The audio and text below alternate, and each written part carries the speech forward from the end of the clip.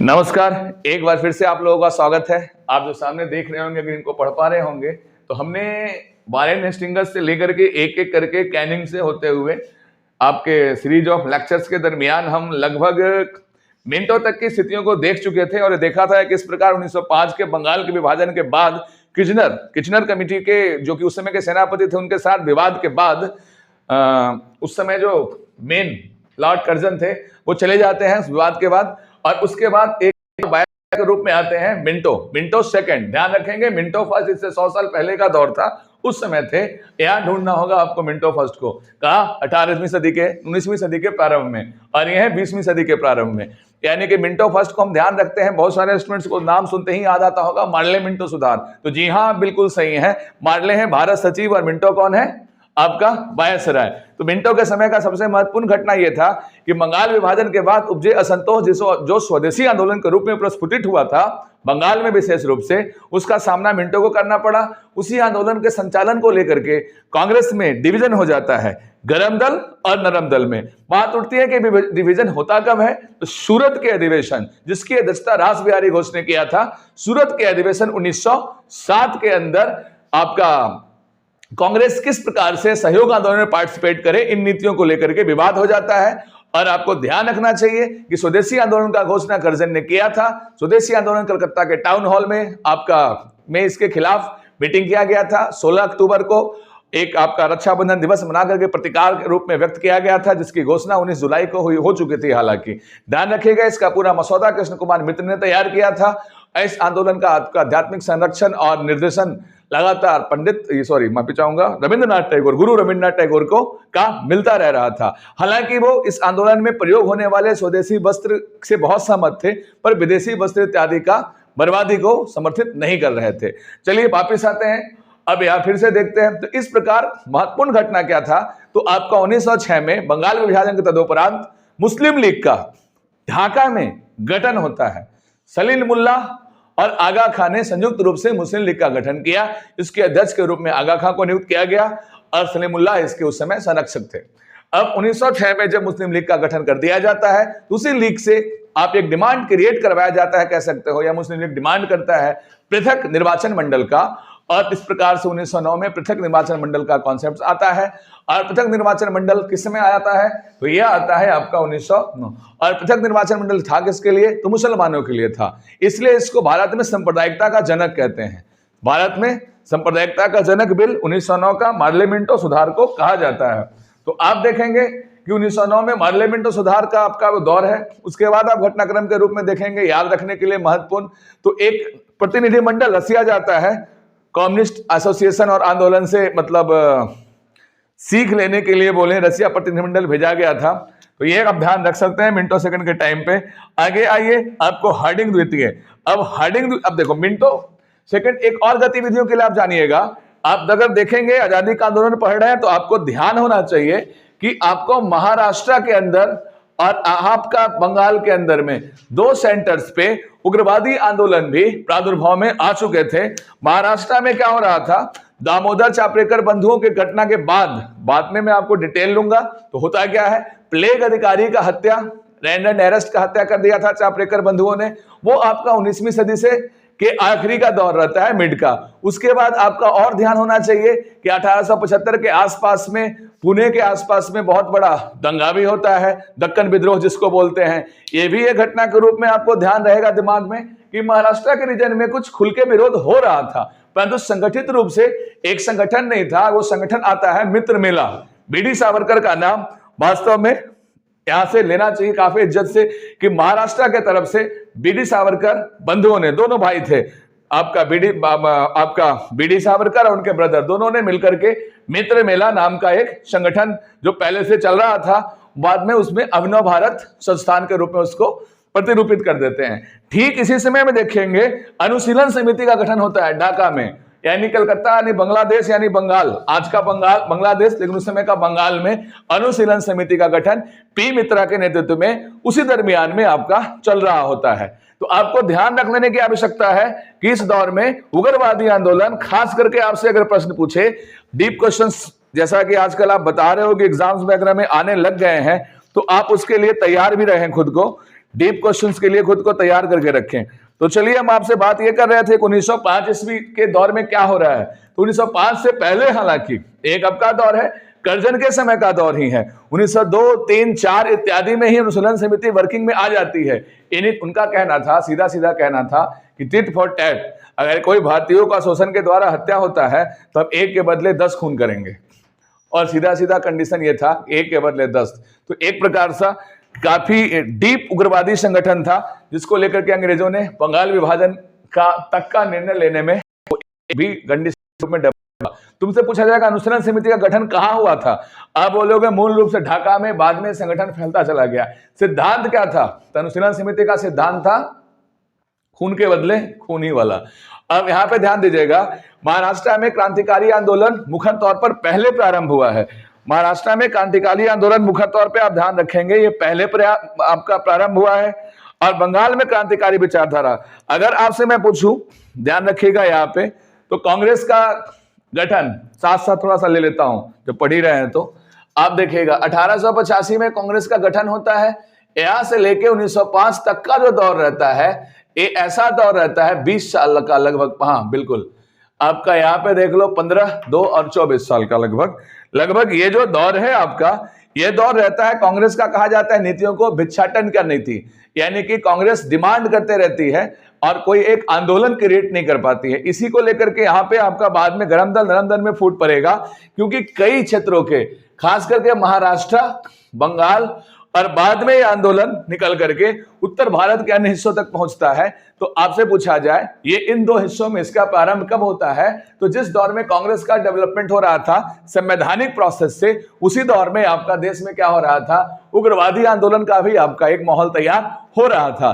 ध्यान देने वाली बात है कि ये उग्रवादी आंदोलन का माहौल जो था रशिया से प्रेरित था। रशिया के जारशाही के खिलाफ भी जो एक उग्रवादी आंदोलन चल रहा था वहां पे, उससे कहीं ना कहीं इन्फ्लुएंस था।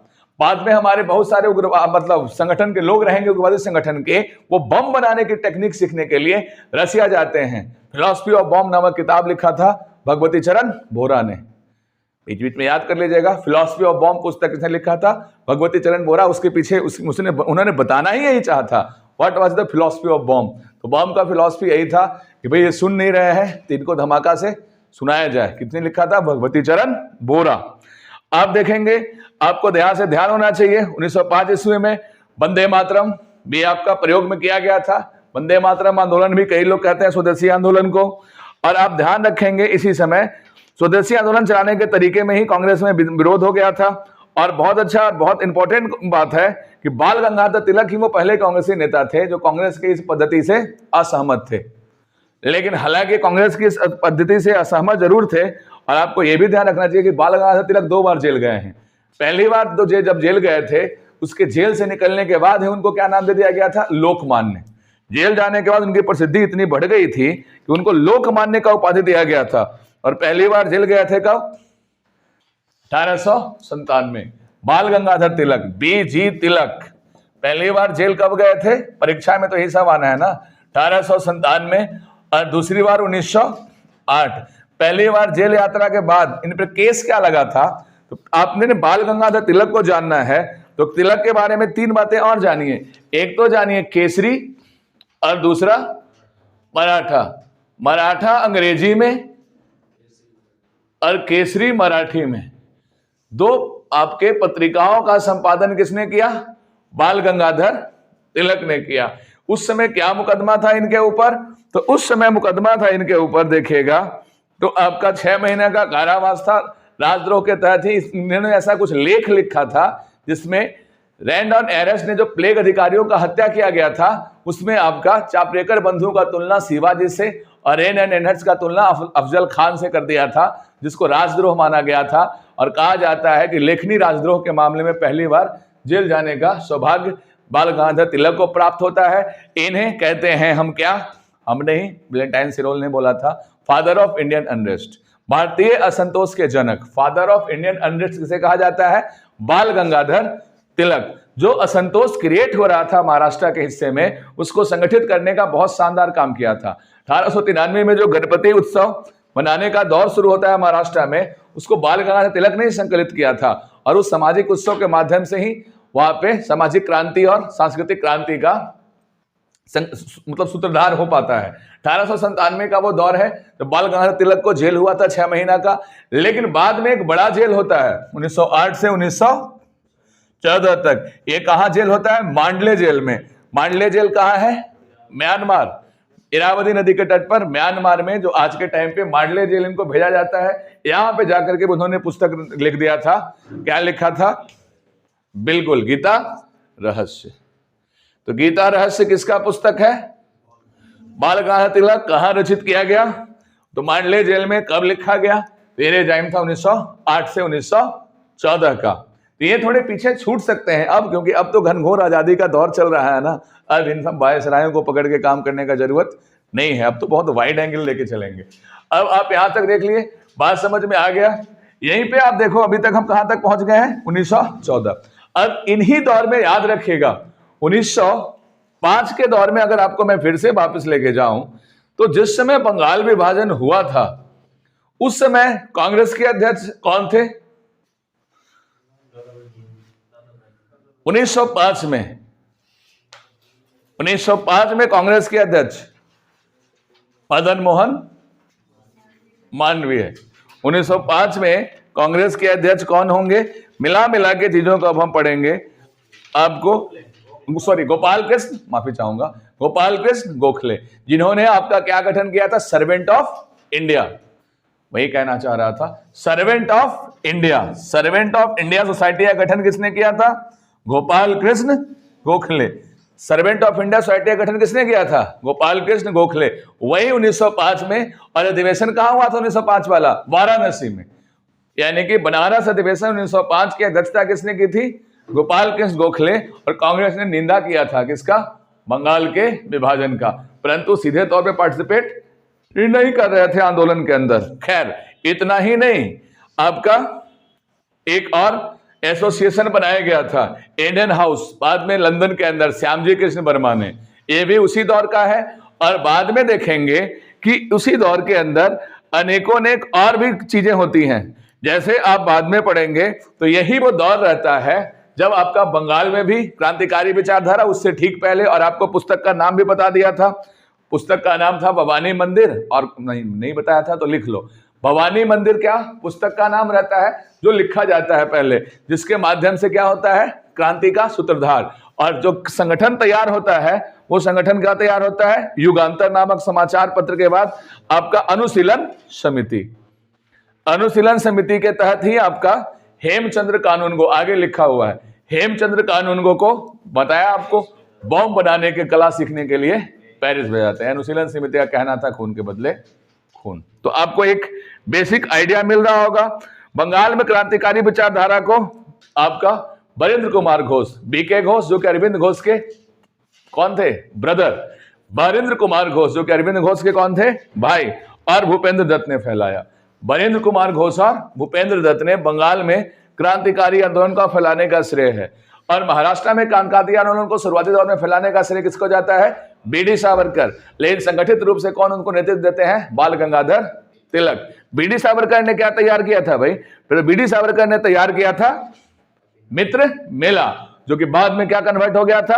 अभिनव भारत। देखेगा लगभग उसी दौर में 1904-05। संदेह है, कई पुस्तकें कहते हैं कि आजादी में आंदोलन में सबसे पहले क्रांतिकारी विचारधारा का शुरुआत महाराष्ट्र में हुआ था। मैं भी यही मानता हूं, है ना। कई मानते हैं कि नहीं, बंगाल में हुआ था। महाराष्ट्र में पहले हुआ था, बट बंगाल में अचानक से ज्यादा तेजी से हुआ। महाराष्ट्र में धीरे धीरे हो रहा था, जब बंगाल में स्टार्ट हुआ तो बहुत तेज हुआ। अनुशीलन समिति बहुत हमलावर समिति बन जाती है। तो अनुशीलन समिति का गठन कहाँ होता है? बंगाल में। क्रांतिकारी संगठन, भवानी मंदिर पुस्तक के रूप में आप नाम रखिएगा, युगांतर, ये सब ध्यान रखेंगे। बरेंद्र कुमार घोष ने ही फैलाया था। और वहां आपको फैलाने का श्रेय जाता है किसका? तो आपका बीडी सावरकर महाराष्ट्र में। केसरी और मराठा मैगजीन का आपने नाम देख ही लिया होगा, ब्लेंटाइन सरोल ने बोला था। अब महाराष्ट्र का एक महत्वपूर्ण मैगजीन था काल। काल भी क्रांतिकारी मैगजीन है, जिसको पारंजपे ने लिखा था। और भी महाराष्ट्र के अंदर निकलने वाले बहुत सारे मैगजीन्स हैं जो धीरे धीरे आएंगे चर्चा में। अब इसी पे मैं आपसे बात करूं तो अब देखेगा विदेशों के भी कुछ संगठन और घटनाओं का मैं जिक्र करूंगा, बट इसको भूलना नहीं है। 1908 का प्रफुल्ल चाकी, खुदीराम बोस और प्रफुल्ल चाकी ने किसको मर्डर के लिए टारगेट से लेकर के, किंग्सफोर्ड के मर्डर के टारगेट से कैनेडी के गाड़ी पर बम फेंक गलती से लग जाता है। और ध्यान रखने वाली बात है कि उसमें एक लेडी और एक बच्ची का मृत्यु हो जाता है, और उस आत्मग्लानि कहा जाए उसके अंदर प्रफुल्ल चाकी ने खुद को गोली मार लिया और बाद में खुदीराम बोस को उस घटना के अंदर फांसी दिया जाता है। यह भी एक बहुत बड़ा और महत्वपूर्ण उग्रवादी कदम था। और आप ध्यान देंगे उसी दौर में क्या होता है, लंदन में आपको पहले बता दिया हूं, श्यामजी कृष्ण वर्मा ने आपका क्या गठन किया था, इंडियन हाउस, जिसको इंडियन होम रूल बोला गया था। इंडियन हाउस सोसाइटी का गठन कहां हुआ था, लंदन में। कहा जाता है अपने आप में प्रथम अंतरराष्ट्रीय संगठन था जो भारत की आजादी के लिए, विदेशों में अंतरराष्ट्रीय संगठन नहीं था, विदेशों से आजादी के लिए मतलब सहयोग के रूप में क्या गठन किया गया था, इंडियन हाउस सोसाइटी। कहां हुआ था, लंदन के अंदर। ऐसा परीक्षा में प्रश्न पूछा जा चुका है। आगे आ जाए, 1905 का ये घटना था। 1905 में ही भारत में एक और संगठन बना था, सर्वेंट ऑफ इंडिया। 1905 में कांग्रेस के अध्यक्ष कौन है, गोपाल कृष्ण गोखले। 1905 के अधिवेशन का कहां हुआ था, तो वाराणसी के अंदर। याद रहेगा, रख पाएंगे इतनी चीजें, बहुत अच्छी बात है। उसके बाद हम पढ़ चुके हैं 1906 में क्या हुआ, मुस्लिम लीग का गठन होता है। 1907 में क्या होता है, तो कांग्रेस का सूरत विभाजन। और अगर आपसे पूछा जाए भिकाजी कामा के विषय में, है ना, तो आप क्या जानते हैं भिकाजी कामा के विषय में? तो भिकाजी कामा कौन थी? ये अपने दादा भाई नौरोजी की सेक्रेटरी थी। और पेरिस में इंडिया फ्रीडम को लेकर के एक संगठन बनाया था। और सबसे पहले तिरंगा झंडा स्टुटगार्ट में किसने फैलाया था, जर्मनी के स्टुटगार्ट में भिकाजी कामा ने फैलाया था। अगर पूछा जाए तो भिकाजी कामा कौन थी, तो भिकाजी कामा दादा भाई नौरोजी की सेक्रेटरी थी। हाँ, निजी सचिव के रूप में काम कर रही थी। पुस्तकों के अंदर ये बातें अंकित भी हैं, बहुत अच्छी बात है। अब इसके बाद देखेंगे 1900 कहां तक पहुंच चुके हैं हम, 7 में। 1907 में कांग्रेस में विभाजन होता है। आप नोटिस करिए, इन बातों से रिलेट करिए कि आपका आजादी का आंदोलन बाहर चला गया है, देश के पार भी माहौल तैयार हो रहा है अंग्रेजों के खिलाफ। इसका कारण क्या है? इसका कारण यह है कि आपका ब्रिटेन के खिलाफ प्रथम विश्व युद्ध का माहौल बनना शुरू हो चुका है। तो ब्रिटेन के अगेंस्ट जितने देश रहते हैं वहां जानबूझ के ऐसा माहौल तैयार किया जाता है कि ब्रिटेन के खिलाफ एक सेंटीमेंट प्रिपेयर किया जाए। 1907, 8, 9 का ये सब दौर है, देखेंगे। अब देखिए आनंद कनहरे, जैक्सन की हत्या किसने की थी? आनंद कनहरे ने। मदन लाल ढींगरा ने किसकी हत्या की थी? कर्नल वाइली की हत्या की थी, सब याद रखिएगा। और रेन एंड एरस्ट जो प्लेग अधिकारी थे उसकी हत्या किसने की थी? चापरेकर बंधुओं ने की थी, याद रख लेंगे। उधम सिंह ने हत्या किसकी की थी? माइकल ओ डायर की हत्या की थी। भगत सिंह ने हत्या किसकी की थी? सैंडर्स की हत्या की थी, याद रखेंगे। तत्काल ये देखिए 1909 के ईस्वी में मदन लाल ढींगरा ने किसकी हत्या कर दिया था? कर्नल वाइली की हत्या किया था। आनंद कनहरे ने किसकी हत्या कर दी थी? जैक्सन की हत्या की थी पिस्तौल से। वो पिस्तौल भी कहां से आया था? रूस से। हाँ, लेकिन आया था वाया होकर के, लंदन से ही आया था घूम घाम के। तो बोले कहां से आ रहा है सब हथियार, क्यों आ रहा है? हथियार विदेशों से आना ये पॉलिसी है डिस्टेबलाइज करने का। भारतीय उग्रवादियों को हथियार दो ताकि अंग्रेजों को कैसे तैसे कर दें, और रसिया का उतना उसमें जीत समझ रहा था। और हालांकि इससे बहुत फर्क पड़ा। अपने वो क्या, अपने जितने उग्रवादी इंक्लूडिंग सुभाष चंद्र बोस यही चाहते थे कि ब्रिटेन का जो भी दुश्मन है उससे हाथ मिला लो, युद्ध जल्दी जीतोगे। गांधी जी की फिलॉसफी के तहत थे कि हमको अकेले अपने दम पे हिंसात्मक तरीके से आज़ादी की लड़ाई संचालित करनी है। थोड़ा वक्त लगा, लेकिन अगर हो सकता है कि अगर हम उस तरीके से आज़ादी पाते तो हमारी हालात भी लगभग पाकिस्तान वाली ही होती। क्योंकि गांधी जी का मानना है साध्य और साधन का कॉन्सेप्ट। साध्य और साधन दोनों क्या होना चाहिए? प्योर। नकल करके परीक्षा पास करके नौकरी लगोगे, तुम्हारे अंदर सब कुछ नकली हो जाएगा। मेहनत करके परीक्षा पास के नौकरी लगोगे, बड़े सात्विक, बड़े संघर्षशील और तपस्वी किस्म का गुण का विकास होगा और बहुत आगे तक जाओगे। समझ में आ रही? गांधी जी का यही फिलॉसफी था। तो हमें मेहनत करके, तपस्या करके, तप करके आगे बढ़ना है। इसी वजह से गांधी जी ने रास्ता चुना था। और मूल विवाद का कारण सुभाष चंद्र बोस और महात्मा गांधी का यही बात था, चाहे जो भी जैसे भी प्रचारित किया जाए। गांधी जी और अम्बेडकर के बीच मूल विवाद का कारण था, दोनों का मानना था कि छुआछूत गलत है, बट गांधी जी नैसर्गिक चीज़ों को बहुत महत्व देते थे और जाति व्यवस्था को नैसर्गिक मानते थे।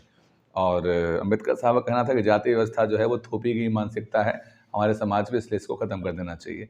गांधी जी कहते कि नहीं, जिस प्रकार गुरुत्वाकर्षण का नियम नैसर्गिक है उसी प्रकार जाति व्यवस्था भी नैसर्गिक है। इतिहास पढ़ते हो तो इन बातों का थोड़ा बहुत जानकारी तुम्हें होना चाहिए, कोई बात नहीं। तो कर्नल वाइली का हत्या 1909 में हो जाता है और आप देखेंगे कि 1910 के अंदर का कोई बहुत पूर्ण घटना नहीं है, बट इसी साल 2 घटना होता है और एक घटना रहता है दिसंबर में, ठीक है।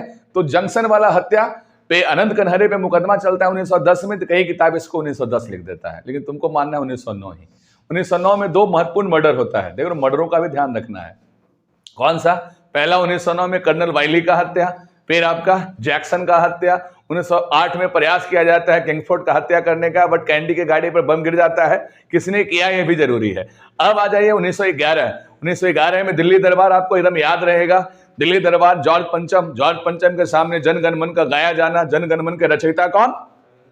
रविंद्रनाथ टैगोर। और रविंद्रनाथ टैगोर ने जनगणमन लिखा था जॉर्ज पंचम के आगमन गीत के रूप में ही। और जॉर्ज पंचम का दिल्ली दरबार कब हुआ था? दिसंबर 1911 ईस्वी के अंदर। और 1911 ईस्वी के बाद घोषणाएं क्या थी? बंगाल के विभाजन को रद्द करना, एक और विभाजन करना और बंगाल से बिहार को अलग कर देना, दिल्ली में राजधानी हस्तांतरित करना, बिहार को एक अलग राज्य बनाने का तो हो ही गया था। और आपका ध्यान दीजिएगा, राजधानी को कलकत्ता से हस्तांतरित करके कहां ले जाना? दिल्ली ले जाना। बहुत महत्वपूर्ण आगे की बातें नहीं है, परंतु इतना आपको ध्यान रखना चाहिए कि 1912 ईस्वी में ही बम फेंकने के कारण आपका भाई बाल मुकुंद को फांसी की सजा हो जाता है। और ये बहुत साहसिक प्रयास था। किस पे बम फेंका गया था? तो आपका हार्डिंग द्वीप पे, और वो बच गए। तो हालांकि बचना चाहिए नहीं था, जो भी हो। 1913 आ गया है। 1913 में एक बहुत बड़ा कदम होता है। प्रथम विश्व युद्ध से ठीक पहले का दौर है। हालांकि हमारे पास खूब समय होता तो मेन क्लास के अंदर माहौल समझा के पढ़ाते थे। एक साल उठाया, उसका माहौल बताया, सेटअप दिया, लेकिन अभी थोड़ा सा चलने दो, दौड़ने दो जीके को। 1913 में सैन फ्रांसिस्को यानी उत्तरी अमेरिका के अंदर एक संगठन बनाया जाता है ना? क्या नाम रहता है? गदर पार्टी। अंग्रेजी राज का काला चिट्ठा लिखा जाता है, गुरमुखी लिपि में लिखा जाता है। लाला हरदयाल इसके मुख्य संपादक रहे हैं, लाला हरदयाल। और कौन है? एक और आपका व्यक्ति का नाम आता है सोहन सिंह काशीराम। अब इतना डिटेल जानने का जरूरत तो हालांकि है नहीं, लेकिन आप इतना ध्यान रखिएगा, गदर पार्टी की स्थापना सोहन सिंह भाकना इसके प्रथम अध्यक्ष। लाला हरदयाल ने सोहन सिंह भाकना को ही इसका प्रथम अध्यक्ष बनाया था। और ये कहां हुआ था गठन? क्या काम था इसका? फंड इकट्ठा करते थे सैन फ्रांसिस्को के अंदर। और फिर इसी के बाद क्या होता है आपका? बहुत महत्वपूर्ण घटना है।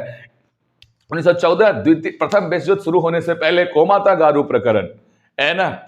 गुरदत्त सिंह किराए पर लेकर के जाते हैं कनाडा से जहाज।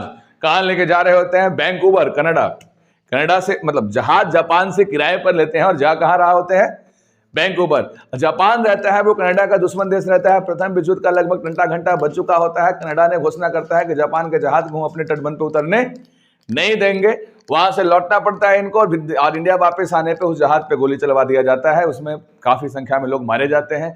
इस पूरे प्रकरण को कहते हैं हमाता कोमाता गारू कांड। और ये क्या था? एक जहाज था जो कि कहां से किराए पर लिया गया था? जापान से। कहां जा रहा था? कनाडा, वैंकूवर जगह में। और क्यों लौटना पड़ा था? तो प्रथम विश्व युद्ध का प्रारंभ हो चुका था। प्रथम विश्व युद्ध का प्रारंभ कब हुआ? 1914 के अंदर। इसी वजह से आपको लौटना पड़ता है। उम्मीद करते हैं कि आपको ये बातें धीरे धीरे याद हो रहा होगा। अब हम कहां पे आ गए हैं? 1915।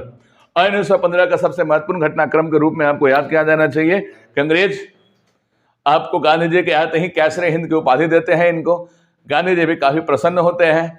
और प्रथम विश्व युद्ध, बार बार मैं द्वितीय गलती से बोल दे रहा हूं, प्रथम विश्व युद्ध के समय क्या होता है? गांधी जी ने अपने युवाओं को प्रेरित किया देश में सैनिक में भाग लेने के लिए, सेना में भाग लेने के लिए। और इस वजह से उनको भर्ती वाला सार्जेंट कहा जाने लग गया कि भर्ती वाला सार्जेंट है। सार्जेंट मतलब जो भर्ती के लिए लोगों को प्रोत्साहित करता है। आगे देखेंगे इसी बीच में क्या होता है? 1916 का दौर आता है, गांधी जी आ जाते हैं। 2 होम रूल लीग की स्थापना का भी यह दौर रहेगा। आप ध्यान रखेंगे 1916 में क्या होता है? एक एनी बेसेंट ने और एक बाल गंगाधर तिलक ने। नक्शा पे अगर समझना चाहें तो चेन्नई वाले हिस्से में देखेंगे तो आपका किसने किया है? यहाँ पे एनी बेसेंट ने, और महाराष्ट्र वाले पुणे वाले हिस्से में बाल गंगाधर तिलक ने। 2 होम रूल लीग का स्थापना होता है और इन्हीं दोनों के मदद से वापस कांग्रेस का पुनर्मिलन होता है। और पुनर्मिलन कहां होता है? लखनऊ में मजमूदार के नेतृत्व में आपका कांग्रेस का मीटिंग होता है, जिसके अंदर नरम दल गरम दल के बीच में मेलजोल हो जाता है, और एक मेलजोल और होता है आपका लीग और कांग्रेस के बीच में। एनी बेसेंट इसमें बहुत प्रमुख सूत्रधार रही थी, और एनी बेसेंट बाद में देखोगे कि कांग्रेस में बहुत एक्टिवली पार्टिसिपेट भी करती हैं, और कांग्रेस की प्रथम महिला अध्यक्ष भी बनती है। ध्यान रखेंगे, उसका चर्चा भी आएगा। अभी कांग्रेस का उतना ही चर्चा ले रहा हूं जितना बहुत ज्यादा प्रासंगिक है। आगे बढ़िए, ये दौर कब तक हम पहुंच चुके हैं, ये भी हम चल रहे हैं 1916 के अंदर। किसका तो हुआ है, तो भैया होम रूल लीग का गठन कौन करते हैं, बाल गंगाधर तिलक और एनी बेसेंट, दोनों का अपना अलग अलग था। 1916 के अंदर आपका मिलन होता है। मिलन कहाँ होता है, लखनऊ में होता है। मुद्दा अब ये निकल के आता है कि अब भैया आपका 1917 भी बहुत महत्वपूर्ण है, क्योंकि 1917 को एक बोलते हैं pivot point of Gandhism revolution. Gandhi ji का जो रिवॉल्यूशन है उसका पिवोट पॉइंट, पहला सफल और सार्थक आंदोलन किया था गांधी जी ने यहां पे जाकर के 1917 में, जो कि कृषक आंदोलन था। चंपारण का किसान आंदोलन एक सफल आंदोलन था, और लगभग सारी बातें अंग्रेज वहां मान गए थे। तो गांधी जी के फेवर में बहुत अच्छा पूरे देश में माहौल बना था। एक पहला विद्रोह था जिसमें लगभग सारी बातें अंग्रेज मान गए थे, तो विजय के रूप में देखा गया। और देखा गया कि मजबूत अंग्रेजों को झुकाने का जो अस्त्र है वो सत्याग्रह और इस प्रकार का आंदोलन ही है। पूरे देश में गांधी जी के समर्थन में गजब का माहौल तैयार हुआ था। बहुत सारे इतिहासकार इस घटना को pivot point of the revolution बोलते हैं, गांधीजियन रिवॉल्यूशन। गांधी जी के क्रांति का, गांधी जी अपने आप में क्रांति ही थे ना, तो गांधीजियम क्रांति का सबसे पिवोट पॉइंट 1917 का। इसी वजह से ऐसा गांधी जी को देवता मानने का क्रेज सबसे पहले बिहार से ही शुरू हुआ था। लेकिन भैया आए और अंग्रेजों से इतना खतरनाक कानून से मुक्ति दिला के चले गए, तो लोगों को लगा था कि एक आम इंसान नहीं है, भगवान है। ये भी लिखते हैं बिपिन चंद्रा की गांधी जी के समर्थन में भगवान के कॉन्सेप्ट्स का बहुत ज़्यादा प्रचार प्रसार था। वो इसलिए वो उनके खिलाफ बोलता था तो जनता भड़क जाती थी। जैसे भगवान है ना, इस निदा वाला कॉन्सेप्ट आ गया था, हालांकि गांधी जी इसका खिलाफ करते थे कि नहीं, ऐसा कोई बात नहीं है।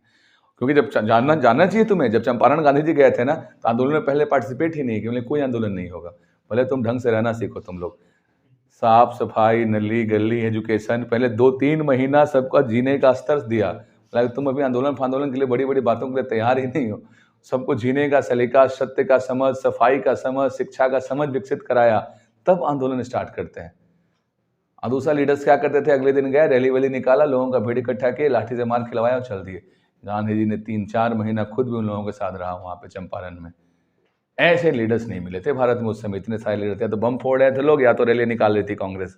ये उस तरीके का नेताओं को का जरूरत था देश को, जैसा गांधी जी ने लीडरशिप दिया, लोगों के बीच रह करके काम करना। आज भी ऐसे लीडर्स का बहुत अभाव है। नेता आते हैं, दुख सुख में हाथ जोड़ के शामिल हो गया, तो कुछ पैसे दे करके, सहानुभूति दे करके सामने निकल लेते हैं। रहते भी हैं तो आस पड़ोस के उस शहर का सबसे बेहतरीन होटल उनके लिए होता है, वहाँ थोड़ी खाद डाल कर रहेंगे। गाँव में कोई जहाँ वारदात घटना कोई होता है तो गांधी जी कहते थे कि भैया आपको उस हालात में रहना होगा जिस हालात में जनता रह रही है, और उस हालात में सुधार करिए।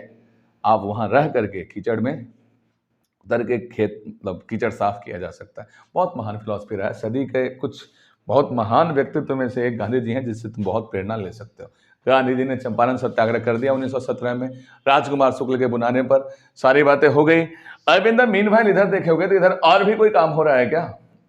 तुमसे पूछेंगे चंपारण सत्याग्रह के समय कौन था वायसराय, तो क्या बोलोगे? चेम्सफोर्ड। तुमसे पूछेंगे यहां से लखनऊ मिलन के समय वायसराय कौन था, तुम्हारा उत्तर क्या होगा? चेम्सफोर्ड। क्यों? लास्ट में चेम्सफोर्ड ही था, लास्ट में हुआ था। कांग्रेस के अधिवेशन हमेशा कब होते थे? ठंडी में। अभी भी कांग्रेस का अधिवेशन थोड़ा समय पहले होने वाला था, अध्यक्ष का चुनाव हुआ, अध्यक्षीय भाषण हुआ। अब एक और अधिवेशन होने वाला है, अध्यक्ष का चुनाव। जनरली कांग्रेस अधिवेशन कब होता था? शुरुआत दौर में, विंटर के टाइम में, लास्ट विंटर के टाइम में। और एक बहुत मुद्दे की बात बताऊं, इंडियन नेशनल सोशल आपका कॉन्फ्रेंस करके एक एमजी रनाडे ने टीम बनाया था, जो भारत में समाज सुधार के कार्य करती थी। एमजी रनाडे कांग्रेस बनने के तुरंत बाद 1886 के आसपास में, वो जैसे ही कांग्रेस का मीटिंग होता था उसको उसी दिन शाम में अपना मीटिंग करते थे और कहते थे कि हम लोगों का काम सिर्फ राजनीतिक सुधार नहीं है, समाज सुधार भी है। समाज सुधार के बिना कुछ भी संभव नहीं है। तो इंडियन नेशनल सोशल कॉन्फ्रेंस का गठन किसने किया था? एमजी रनाडे। इनको कहा जाता है भारत का सुकरात। सुकरात तो अब खास करके वेस्टर्न इंडिया बोलो या इंडिया बोल दिया जाता है। भारत का सुकरात। सुकरात कौन थे? अरस्तु का गुरु, सिकंदर के गुरु अरस्तु, अरस्तु के गुरु प्लूटो, प्लूटो के गुरु, माफी चाहूंगा, प्लूटो के गुरु थे। सुकरात कौन थे? प्लूटो के गुरु। तो प्लूटो के गुरु सुकरात, भारत का सुकरात किसे कहते हैं? एमजी रनाडे। गांधी जी के गुरु कौन? गोपाल कृष्ण गोखले। गोपाल कृष्ण गोखले के गुरु कौन? एमजी रनाडे। हाँ बिल्कुल, ध्यान रखिएगा इस बात को लेकर के। सुभाष चंद्र बोस किसको गुरु मानते थे अपना? गांधी जी को नहीं, चित्तरंजन दास को। गांधी जी को नहीं, चित्तरंजन दास को। चित्तरंजन दास अपना गुरु किसको मानते थे? अरविंद घोष को। अरविंद घोष तो बाद में स्वामी बन जाते हैं, वो आंदोलन छोड़ देते हैं, कहते हैं कि हम आंदोलन को आध्यात्मिक रूप से प्रेरित करूंगा, और फिर वो लगभग प्रेरित ना ही करते हैं, वो अलग ही हो जाते हैं, डिवाइन हो जाते हैं, भगवत विलीन हो जाते हैं। दूसरा, गांधी जी होते अगर मार्केट में लॉन्च होते तो, लेकिन वो सब समाधि इतना ज़्यादा कर गए हैं कि फिर मार्केट में आ ही नहीं पाए, तप वप करते रह गए, तपोबल को खींच लिया था। अभी इतना शानदार आश्रम है, भगवान तुम लोगों को समृद्धि दे, खूब ऐश्वर्य धन दौलत दे, तो तुम जाके घूमना पौंडीचेरी के अंदर। पौंडीचेरी में बाकी भी बहुत सारी सुविधाएं हैं, एक सबसे महत्वपूर्ण सुविधा है ना, तो अन्य सुविधाओं में भोग नहीं करना है। क्या वो भोग करना है? अरविंद आश्रम के शांति का। पौंडीचेरी बहुत बेहतरीन जगह है भारत में, चेन्नई से दूर जाया जाता है नक्शा में। पौंडीचेरी किसके अधीन रहा है लंबे समय तक? पुर्तगालियों के अधीन रहा है। तुम लोगों को लटका देना चाहिए ऐसे करके। फ्रांसीसियों के अधीन रहा है गधे। ऐसे बाल पकड़ के लटकाऊं तो कैसे लटकाऊं? तुम लोगों को तो बाल ही नहीं है, फिर इनको लटकाना पड़ जाएगा, और महिला पे ऐसे हिंसात्मक कार्रवाई करते नहीं है हम, इसीलिए तुम लोगों ने बाल छोटे करवाए हैं। चलिए बहुत अच्छी बात है, थोड़ा जोश भरते हैं फिर तुम लोगों में। वापिस कहाँ पहुंच गए हैं हम? आज़ादी की लड़ाई अब शुरू हो चुकी है, एकदम माहौल को गर्मी बनाए रखिए। और हम चल रहे थे बात 1916-17 तक की बात कर चुके थे, और 1918 प्रथम विश्व युद्ध चल रहा है। अंग्रेजों का खिलाफ माहौल बना हुआ है दुनिया में, और युद्ध में हालांकि अंग्रेजों की बाद में जीत हो जानी है, लेकिन स्थिति को समझिए। गांधी जी संघर्ष कर रहे हैं उस माहौल में, एक तरह तो भर्ती के लिए प्रोत्साहित कर रहे हैं, लेकिन गांधी जी उस समय माहौल में संघर्ष कर रहे हैं। गांधीवादी आंदोलनों का भी दौर शुरू हो चुका है। 1915 में गांधी जी आए, 16 में क्या किया? आश्रम का निर्माण शुरू कर देते हैं, घूमना शुरू कर देते हैं देश में। गोपाल कृष्ण गोखले उनको प्रोत्साहित करते हैं। 17 में क्या? चंपारण सत्याग्रह हो जाता है। लखनऊ में मीटिंग चल रहा होता है कांग्रेस का, उसमें राजकुमार शुक्ल के बुलावा पे जाते हैं वो। उसके बाद 18 में क्या होता है? अहमदाबाद मिल मजदूर का हड़ताल होता है। खेड़ा सत्याग्रह में पार्टिसिपेट करते हैं, किसानों के लिए कर नहीं दो आंदोलन चलाते हैं। किसके साथ मिलकर के? अरे पटेल साहब के साथ मिलकर के। फिर आपका 19 में अखिल भारत व्यापी हड़ताल करवाते हैं, किसके समर्थन में? किसके खिलाफ में? रॉलेट एक्ट के खिलाफ में। और उसके बाद क्या होता है? 1919 के जलियांवाला बाग हत्याकांड के बाद कैसरे हिंद की उपाधि लौटा देते हैं। और 1919 में जो आपका जमा मस्जिद से अधिवेशन होता है, किसका? शौकत अली मोहम्मद अली भाइयों के संयुक्त तत्वाधान में खिलाफत अधिवेशन, उसके अंदर पार्टिसिपेट करते हैं और स्वर्णिम अवसर करार देते हैं, हिंदू मुस्लिम एकता का स्वर्णिम अवसर करार देते हैं। और 1920 में फिर उन्होंने कांग्रेस से पास करवा लेते हैं क्या? असहयोग आंदोलन का प्रस्ताव। और इसी असहयोग आंदोलन के अंदर गांधी जी कहते हैं कि 1 साल के अंदर देश को आजाद करवा देंगे। तो बड़ी बड़ी बातें अकेले मोदी जी नहीं बोलते हैं, गांधी जी भी बोले थे। 1 साल के अंदर देश को आजाद कराने का बोला था बात, हालांकि देश आजाद नहीं हो पाया। तुम क्या करें? गांधी जी बोले कि 15 लाख रुपए वापस दो। नहीं, नेता है, इनका काम मोटिवेट करने के लिए बोल हो जाता है। हम शिक्षक ये कहते हैं ना कि नंबर एकदम 200 में 200 लाना है, तुम क्या हमारे ऊपर चढ़ जाओ कि सर मेरे 200 में 200 नंबर नहीं आए। We are the leader, we are the motivator, we will claim something high, you have to achieve them। तो गांधी जी भी यही बोले थे कि 1 साल में देश को आजाद करा देंगे। और वो पहला आंदोलन था जिसमें निकल करके घर से महिलाएं भी थोड़ी संख्या में आई थी। तो बुझा आता है वो पहला आंदोलन जिसमें महिलाएं निकल के आई थी, वो सहयोग आंदोलन ही था। मक्कलियों ने वकालत छोड़ दिया था, छात्र कॉलेज छोड़ रहे थे उसी दौर में। राजेंद्र प्रसाद ने वकालत छोड़ दिया था उसी दौर में। और भी बिहार के बहुत बड़े बड़े लीडर्स थे, उन्होंने सबने अपना काम धंधा छोड़ दिया था। के सहाय थे, बहुत बड़े बड़े लीडर्स थे उस दौर के, हर जगह। तो गांधी जी के आह्वान में बहुत ताकत था भाई। पहले तो सही चल रहा था आंदोलन, अब को लगा सबको कि देश आजाद होने ही वाला है। मस्त आंदोलन चल रहा था। भगत सिंह भी पहली बार उसी आंदोलन में पार्टिसिपेट किए थे, और मोहन सिंह भाकना है ना, करतार सिंह सरावा इत्यादि से बहुत प्रेरित थे। जबरदस्त आंदोलन चल रहा था पूरे देश के अंदर। असहयोग आंदोलन जबरदस्त एकदम अपने चरम पर था, पूरा देश आंदोलित था, अंग्रेज परेशान थे। तो बात होता है सहयोग आंदोलन के समय अंग्रेज का वायसराय कौन था? अपना हाथ जाएगा कहां पे? चेम्सफोर्ड। जलियांवाला बाग के समय वायसराय कौन? चेम्सफोर्ड। रॉलेट एक्ट के समय वायसराय कौन? चेम्सफोर्ड। ध्यान रख पाइएगा इन बातों का, बिल्कुल ध्यान रखना इन बातों का। अब आगे बढ़ जाइए। उसके बाद रीडिंग का टाइम आता है, और रीडिंग का, हाँ रीडिंग कवर नहीं कर रहा है, ये बोर्ड रीडिंग कवर नहीं कर रहा है, तो रीडिंग को बोल देंगे मुंह से, छोड़ो रीडिंग को मिटा देते हैं, या इधर लिख दें, फिर ऑर्डर गड़बड़ा जाएगा, छोड़ो। चैम्सफोर्ड का काम अपना पूरा हो जाता है।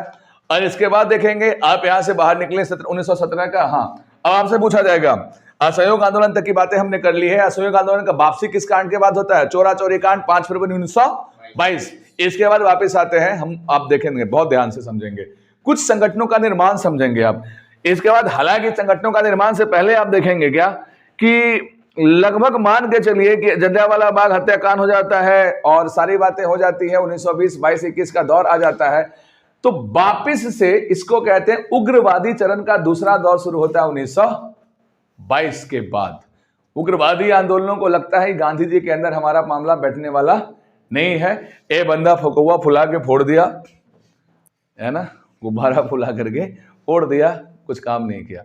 इसी दौर में भगत सिंह अलग हो जाते हैं और एक बहुत सचिंद्र सान्याल नाम का बड़ा फाइटर बंदा क्या बनाते हैं? Hindustan Republican association 1924, Hindustan Republican association 1924। गठन कौन करते हैं? सचिंद्र सान्याल। गठन कहां करते हैं? कानपुर के अंदर। और गठन करके काम क्या करते हैं? सबसे पहले बम। 1924 में किसका गठन होता है?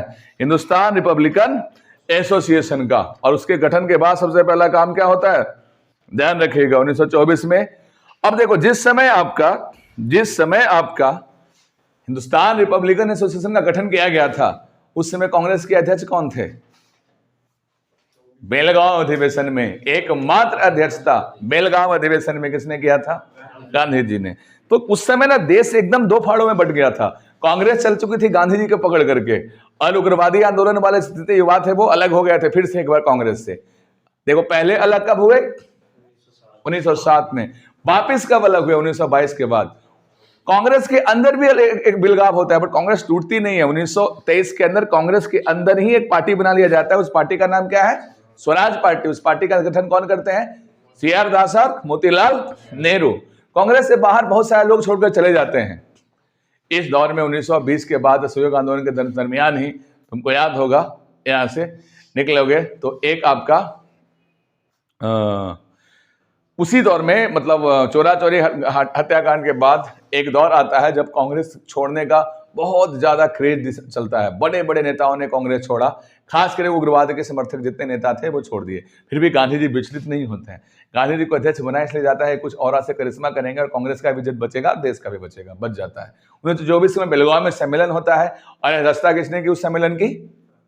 महात्मा गांधी ने। 1924 में हिंदुस्तान सोशलिस्ट नहीं, हिंदुस्तान रिपब्लिकन एसोसिएशन का गठन होता है और किसने किया? सचिंद्र सान्याल ने किया था। इस गठन के बाद तुरंत बाद तय किया जाता है सचिन सान्याल साहब किसको हेड बनाते हैं इसका। सचिन सान्याल के संगठन का जो मेन फाइटर हेड रहते हैं उस समय पंडित जी रहते हैं, अर्थात पंडित कौन? चंद्रशेखर आजाद। उनको प्यार से पंडित जी ही बोला जाता था, पंडित चंद्रशेखर आजाद। इनको बनाया जाता है ऑर्गेनाइजेशनल हेड नहीं, एग्जीक्यूटिव हेड रहते हैं कि भैया तुम कारगुजारियां तुम करो। सचिन सान्याल बहुत बड़े लीडर थे उस समय, मतलब कांग्रेस में भी इनका बहुत दबदबा था, अलग हो जाते हैं उससे।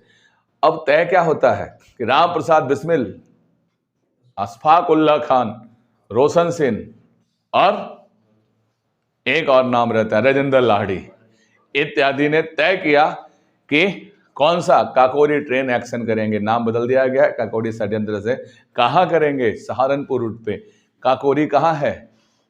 वही सहारनपुर रूट पे आपका एक जगह है उत्तर प्रदेश में ही, वहीं पे आपका ट्रेन लूट लिया जाता है। खजाना लेके जा रहा होता है काफी, और उस ट्रेन लूट के अभियुक्त बनाया जाता है किनको? इन्हीं को, जिनका नाम अभी हमने लिया, राजेंद्र सिंह, अशफाक उल्लाह खान, राम प्रसाद बिस्मिल और आपका राजेंद्र लाहिड़ी हैं, रोशन सिंह, राम प्रसाद बिस्मिल और अशफाक उल्लाह खान।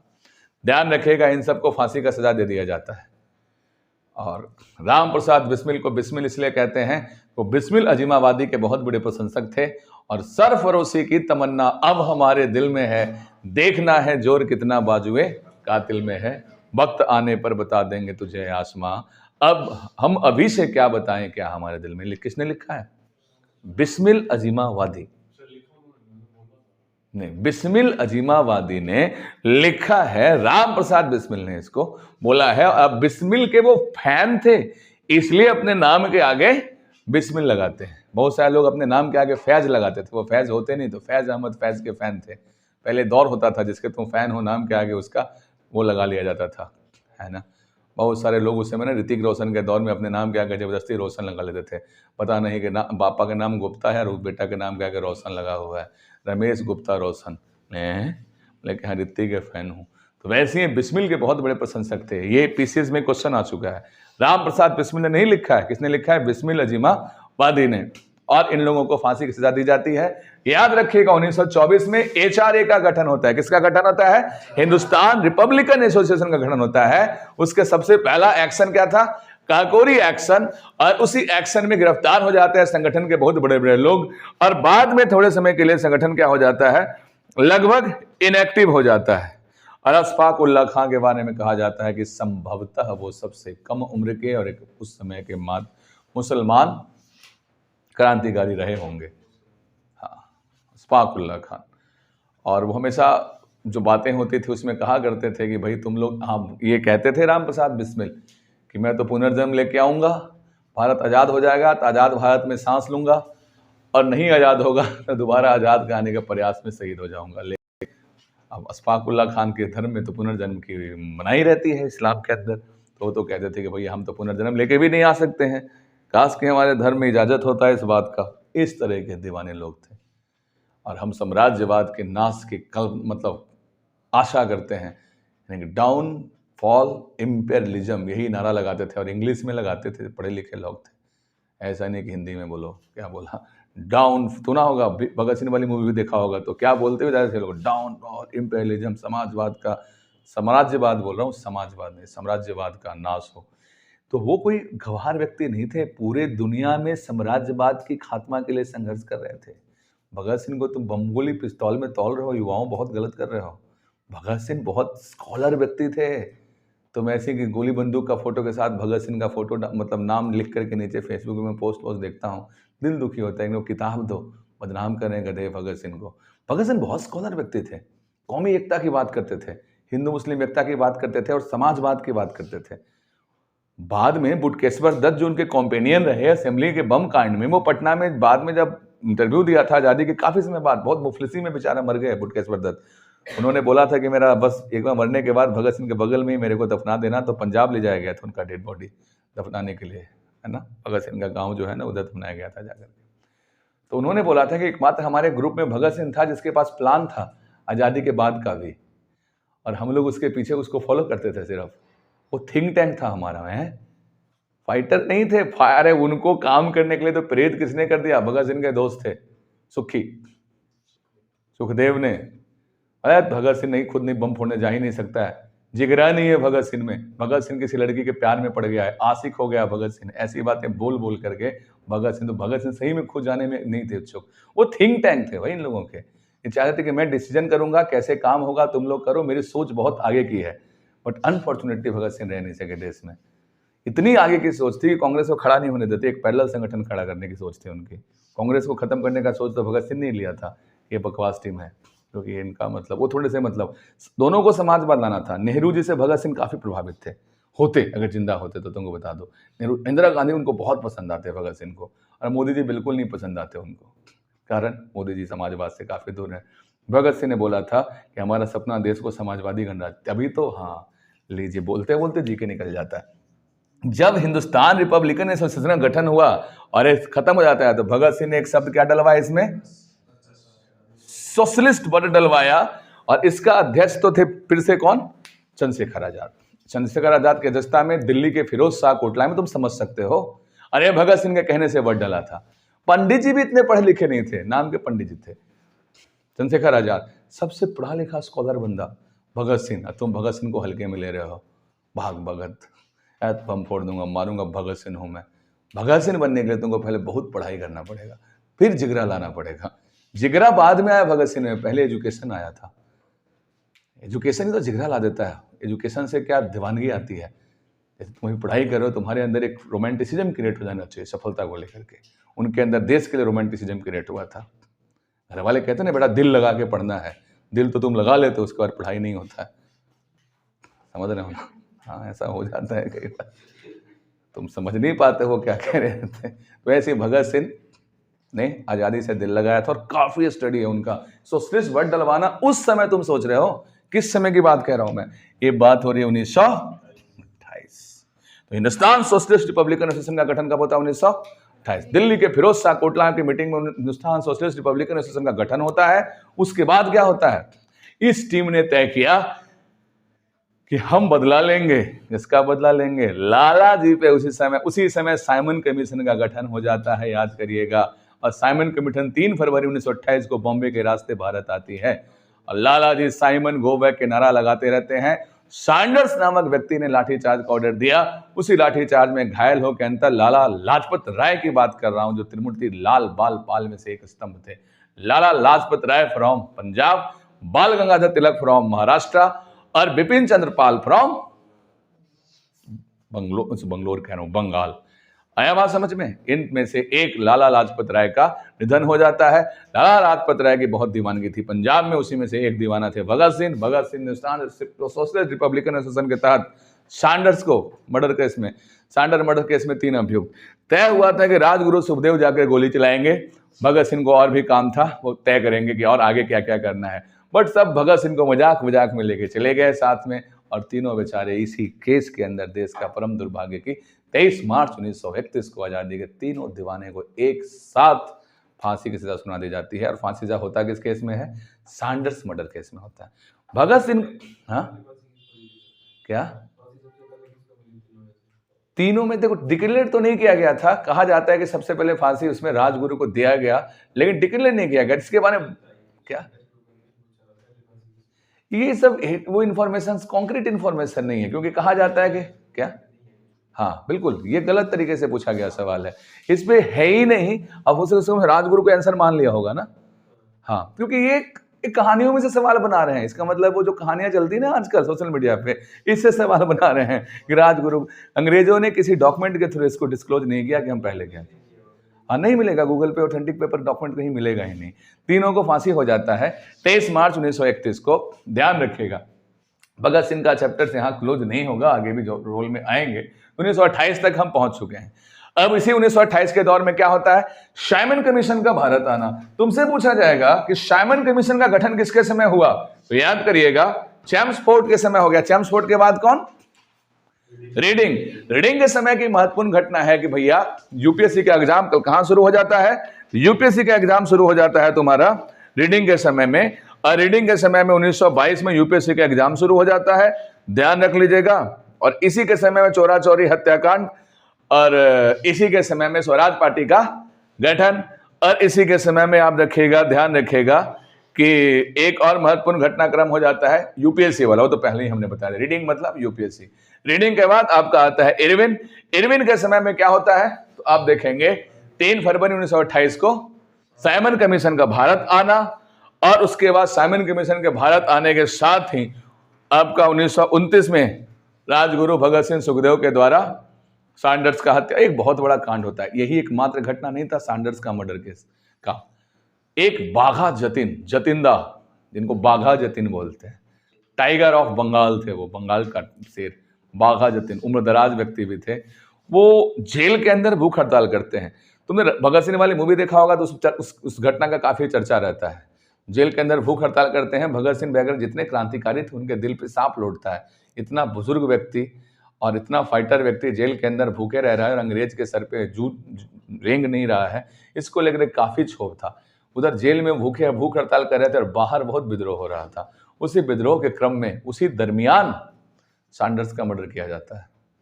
और हालांकि उसके बाद भी कुछ घटनाक्रम है। उसमें घटनाक्रम क्या आता है? असेंबली पर बम का फेंका जाना। तो असेंबली पर बम फेंकने में भगत सिंह के कॉम्पेनियन कौन थे? बुटकेश्वर दत्त। और उस केस में इनको सजा हुआ था इम्प्रिजनमेंट, लाइफ टाइम। हालांकि बाद में बुटकेश्वर दत्त को रिलीज भी कर दिया गया था, और बुटकेश्वर दत्त बाद में भगत सिंह के साथ बम फेंकने की सजा में जेल में गए और वापस आ गए। वो आज़ादी के बाद तक जिंदा थे। कोई पोस्ट नहीं दिया गया, पेंशन दिया जाता था सिर्फ। उस जमाने में बहुत हल्की सी पेंशन, जिसमें अपनी बीमारी का ठीक से इलाज नहीं करा पाते थे तो कंट्रीब्यूट करती थी कौन? कांग्रेस के पास एक फंड हुआ करता था उस समय। कुछ चीज़ों के लिए कांग्रेस का नाम लेना पड़ेगा। 1960-70 तक ये फंड होता था कि आज़ादी में शरीक हुए किसी भी व्यक्ति को अगर आर्थिक लाभ है तो सरकार नहीं देगी, कांग्रेस देगी उसको अतिरिक्त पैसा। सरकार तो कितना देगी, वही 700-800 का पेंशन था, क्योंकि सरकार के पास पैसे का शुरुआत में गरीब देश था, अभाव था, कांग्रेस अपने फंड से देते थे। और कांग्रेस के अंदर एक फंड बना हुआ था, उस फंड से बटुकेश्वर दत्त को पैसे दिया जाता था। और हालांकि कांग्रेस के बहुत खिलाफ व्यक्ति, कांग्रेस के बहुत अगेंस्ट थे बटुकेश्वर दत्त और भगत सिंह हो गए थे उस समय तक, बट क्या करें, उसी पैसे से सदाकत आश्रम में पलते थे और बड़ी दुखी होते थे। वही कहते थे कि what should be done after independence, हमारे पूरे ग्रुप में एक ही व्यक्ति को पता था। पहला व्यक्ति सचिन सन्याल साहब थे, वो निकल लिए, पंडित जी और मतलब भगत सिंह, पंडित जी, ये लोग नेता थे, हम लोग कार्यकर्ता थे, हम लोग पीछे पीछे चलेंगे मारेंगे। होता है ना, एक नेता होता है जो लीड करता है टीम को, उसको विजन होता है कि अब क्या करना है। तो भगत सिंह को वो विजन था, लेकिन रहे एक ही व्यक्ति मात्र बचते हैं उनके ग्रुप से, बटुकेश्वर दत्त रहते हैं। काफ़ी मुफलिसी में जीवन बिता करके पटना गलियों में मृत्यु हो जाता है। बड़ा अजीब लगता है कि देश को आज़ाद कराने में, और क्या भगत सिंह भी होते हैं और इस हालात में होते तो देश को बहुत बुरा लगता है। इसलिए उस माहौल में वो चले गए। और कहते कहा था भगत सिंह ने कि जिंदा रह करके शायद जितना काम नहीं आ पाऊंगा, फांसी पर चढ़ के देश को उतना काम आ पाऊंगा। हम लोग कह देते हैं कि कोशिश नहीं किया। गांधी इरविन समझौता पे आ जाते हैं इसके बाद, हालांकि धीरे धीरे आए तो अच्छा है।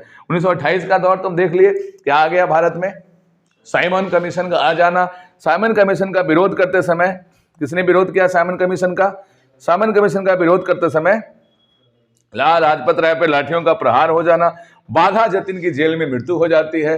और उसे 1929 में एक बहुत महत्वपूर्ण काम होता है, रावी नदी के तट पे पूर्ण स्वराज की मांग करके झंडा फहरा दिया जाता है। याद रहेगा, कहाँ झंडा फहरा दिया जाता है? लाहौर में रावी नदी के तट पर। उस समय दस्ता कौन किया था? जवाहरलाल नेहरू के दस्ता में झंडा फहरा दिया जाता है। और 26 जनवरी को तय किया जाता है कि प्रतिवर्ष हम ये दिवस मनाएंगे, पूर्ण स्वराज दिवस, और उसी को बाद में आजादी के बाद गणतंत्र दिवस के रूप में अपना करके उस समय को मेमोरेबल बना लिया जाता है। याद रहेगा बात आपको। इसी बीच में आपको ध्यान रखने का जरूरत है कि सबने अवज्ञा आंदोलन का शुरुआत कब? गांधी जी के आंदोलनों को एक अलग लिस्टिंग में पढ़ो। गांधी जी के आंदोलन क्या हुए? 1915 ईस्वी में गांधी जी आए। 1916 ईस्वी में गांधी जी क्या करते हैं? आश्रम बनाने का कार्यक्रम। 17 ईस्वी में क्या करते हैं? चंपारण सत्याग्रह। 18 में भूख हड़ताल और खेड़ावाला। 19 में क्या करते हैं? खिलाफत आंदोलन। 20 में क्या करते हैं? असहयोग आंदोलन। 21 में वही चलता है, 22 में वापस ले लेते हैं। 23 में आपका कांग्रेस का मीटिंग होता है, फूट पड़ता है, फूट नहीं पड़ता है, स्वराज पार्टी का गठन होता है। 24 में बेलगांव अधिवेशन में पार्टिसिपेट करते हैं। फिर 25, 26, 27 बेलगांव अधिवेशन के बाद गांधी थोड़े साइलेंट मोड में जाते हैं। उग्रवादी आंदोलनों का चरम दौर चल रहा होता है। इसी बीच साइमन कमीशन को लेकर के असंतोष आता है। व्हाइट मैन कमीशन बोला गया था। साइमन कमीशन आया ही क्यों था? उसको संविधान आयोग बोलते हैं। 1919 के जो अधिवेशन था, 1919 का जो आपका एक्ट था, आपका शासन अधिनियम, उसको रिव्यू करने के लिए 10 साल बाद एक नया दौर लाने के लिए, उसी में क्या होता है? 1928 में बटलर कमेटी आता है, जो क्या करता है? देशी राज्यों के साथ विलय की बातें करते हैं। उसी के बाद राजस्थान में कौन सा आंदोलन शुरू होता है? प्रजामंडल आंदोलन शुरू होता है 1931 में। पढ़ोगे यहाँ की जी अगर पढ़ोगे तो। उसी के समय क्या हो जाता है? 1929 में रावी नदी के तट पे पूर्ण स्वराज का मांग कर दिया जाता है। और उसी के समय माहौल देश में बहुत गर्म रहता है। गांधी जी उस माहौल का फायदा उठाने के लिए एक बार फिर से आंदोलन में सक्रिय होते हैं। और कौन सा आंदोलन का आह्वान करते हैं? सबने अवज्ञा आंदोलन अर्थात civil disobedience movement. Civil disobedience movement program करने से पहले गांधी जी क्या करते हैं? दांडी मार्च निकालते हैं। दांडी मार्च कहां से कहां निकालते हैं? कहां से कहां? यानी कि साबरमती आश्रम से दांडी तक का मार्च था, जिसकी तुलना सुभाष चंद्र बोस ने नेपोलियन की पेरिस से एल्वा की यात्रा से किया है। गांधी जी के इस में लुई आपका एक रहते हैं पत्रकार, वो भी रहते हैं। कई सारे और फिल्में भी बनी थी इंटरनेशनल लेवल पे उस समय। और तारीख बता दीजिए कब से कब तक? 12 मार्च से, हाँ, दांडी मार्च 5 अप्रैल तक चला था। नमक कानून तोड़ के 6 अप्रैल से सबने अवज्ञा आंदोलन को प्रारंभ किया गया था। नमक कानून तोड़ा गया था और गांधी जी को अरेस्ट कर लिया जाता है। इसके बाद फिर धरसाना के नमक फैक्ट्री पे रेड होता है। आसफ अली उसका नेतृत्व करती हैं और महिलाओं के नेतृत्व में ही होता है वो। और धरसाना नमक रेड कहाँ जुड़ा, किससे जुड़ा हुआ है? तो आपका सबने अवज्ञा आंदोलन से जुड़ा हुआ है। नमक का फैक्ट्री रहता है। एक ऐसे ही शस्त्रागार रहता है, मास्टर सूर्यसेन, आपका Republican Indian radical Republican association बनाया था। मास्टर सूर्यसेन, मास्टर दा बोलते हैं उनको। मास्टर दा जो रहते हैं, उन्होंने शस्त्रागार ही लूट लिया था। कहाँ में शस्त्रागार था आपका ये? तो आपका बंगाल के अंदर मास्टर सूर्यसेन ने शस्त्रागार लूटा था। तो ये क्या नाम था? सूर्यसेन। उसके आगे मास्टर लगाते थे। Indian Republican association. आर्मी थी, इंडियन रिपब्लिकन आर्मी वो कहते थे अपनी आर्मी को। मास्टर सूर्यसेन का जुड़ा उग्रवादी गतिविधियों से, ऐसे ही पूछा जाता है कई बार प्रश्न। करेक्ट है बात। आगे बढ़ते हैं। इसके बाद ये घटनाक्रम गांधी जी के समय का चल रहा है और आपने ये तारीख तक याद करना बहुत जरूरी है कि भैया कब से कब तक, तो आपका 12 मार्च से कब, कितने समय तक चला, 24 दिनों तक लगभग चलता है। और गांधी जी को सविनय अवज्ञा आंदोलन के तहत कब गिरफ्तार कर लिया गया, 5 मई को गिरफ्तार करके कहां ले जाया गया, तो आपका पुणे के, हाँ बिल्कुल उसमें अरबदार। अब गांधी जी को गिरफ्तार कर लिया गया। उस समय क्या था कि इरविन को बोला गया कि गांधी जी को रिलीज कर दो और एक गांधी जी से डील करो। क्या डील करो, तो ब्रिटेन के जो गवर्नर थे, गवर्नर कह रहा हूं, ब्रिटेन के जो प्रधानमंत्री थे, वो क्या चाह रहे थे कि जो रिकमेंडेशन दिया है, साइमन कमीशन ने जो रिकमेंडेशन दिया है, उस पे एक सर्वदलीय बैठक बुलाया जाए, जिसको क्या बोला गया, गोलमेज सम्मेलन, राउंड टेबल कॉन्फ्रेंस। कितने राउंड टेबल कॉन्फ्रेंस होने हैं, 3 होने हैं। कब कब होने हैं, 23, 31 और 32। ये फर्स्ट, ये सेकेंड राउंड टेबल कॉन्फ्रेंस और ये थर्ड राउंड टेबल कॉन्फ्रेंस है। प्रथम राउंड टेबल कॉन्फ्रेंस के समय अध्यक्ष कौन थे, प्रथम राउंड टेबल कॉन्फ्रेंस के समय कांग्रेस के अध्यक्ष कौन थे, 1931। अंदाजा लगाओ, 1931 में सरदार वल्लभ भाई पटेल ने मौलिक अधिकारों का मांग करना, 1931 में सरदार वल्लभ भाई पटेल को कांग्रेस का अध्यक्षता करना महत्वपूर्ण है। थोड़ा थोड़ा से माहौल बना दूंगा तुमको। हाँ, 29 में नेहरू जी थे, 31 में पटेल, याद करवा दूंगा धीरे धीरे करके, कोई महत्व नहीं है इस बात का, लेकिन ध्यान रहना चाहिए तुम्हें। 31 में गांधी जी तो जेल में थे 30 में, तो गांधी जी को रिलीज किया गया। और गांधी इरविन समझौता कब होता है, 1900, गांधी इरविन समझौता 5 मार्च 1931। कब हुआ ये, 1900। अच्छा, अब देखो पहला गोलमेज सम्मेलन कब हुआ, उसमें पार्टिसिपेशन हुआ किसी का, किसका, भीमराव अंबेडकर, कांग्रेस की तरफ से भीमराव अंबेडकर गए, प्रिंसिपल स्टेट से बहुत सारे लोग गए, बट कांग्रेस की तरफ से उसमें पार्टिसिपेशन नहीं था। पूरे दुनिया के अखबारों ने पहला को खारिज कर दिया कि भैया जब कांग्रेस जो सबसे बड़ी स्टेक होल्डर है इंडिया के अंदर, जब वही इसमें पार्टिसिपेट नहीं की तो काहे का सम्मेलन। तब भैया प्रेशर में आकर के रिलीज किया गया किसको, गांधी जी को, और गांधी जी को छोड़ा गया। एक डील किया गया कब, 5 मार्च 1931 को, इसको बोलते हैं गांधी इरविन समझौता। गांधी जी ने 15 सूत्री कार्यक्रम जारी किया। गांधी जी ने क्या 15 सूत्री कार्यक्रम के अंदर क्या रखा, तो गांधी जी ने 15 सूत्री कार्यक्रम के अंदर बहुत सारी चीजें रखी। इसके अंदर यह भी रखा कि राजनीतिक कैदियों की रिहाई कर दिया जाए, और इसके अंदर यह भी रखा कि जो राजनीतिक कैदी हैं उन्हें फांसी की सजा नहीं दिया जाए। इसी के अंदर भगत सिंह की रिहाई की बातें शामिल थी। अलग से भगत सिंह का केस को उठाया नहीं गया था। इसमें बहुत विवाद है, लेक्चर लंबा हो सकता है, उधर मैं नहीं भटकूंगा, अपन कॉन्सेंट्रेट करें मुद्दे पे। तो 1931 में गांधी जी को एग्री कर लिया जाता है कि मैं गोलमेज सम्मेलन में पहुंचूंगा। द्वितीय गोलमेज सम्मेलन में राजपुताना जहाज पे चढ़ करके अब गांधी जी कहां पहुंचते हैं, लंदन। लंदन के सीढ़ियों पे जब चढ़ रहे थे, वही सिंगल वस्त्र जो गांधी जी पहनते थे उसी स्टाइल में, वो गजब का सीन था। जब कोई वेस्ट मिनिस्टर की सीढ़ियों पर चढ़ता हुआ फकीर, चर्चिल ने बोला था क्या हास्यास्पद, क्या मजाक बनाया था, क्या ये तरीका है।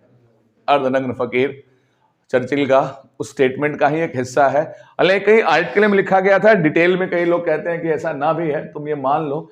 और आज भी वो फोटो तस्वीर पूरी दुनिया के लिए मिसाल है। और तुमको जानकारी के लिए बता दूं कि ब्रिटिश के वेस्ट मिनिस्टर पार्लियामेंट में आज भी वही तस्वीर लगाई गई है, एक फकीर सीढ़ियों पे चढ़ रहा है। आज भी दुनिया के बहुत अलग अलग लोकतांत्रिक देशों के अंदर लाठी लेकर के और वो वेस्ट मिनिस्टर की सीढ़ियों पे चढ़ता हुआ फकीर का फोटो आज भी है।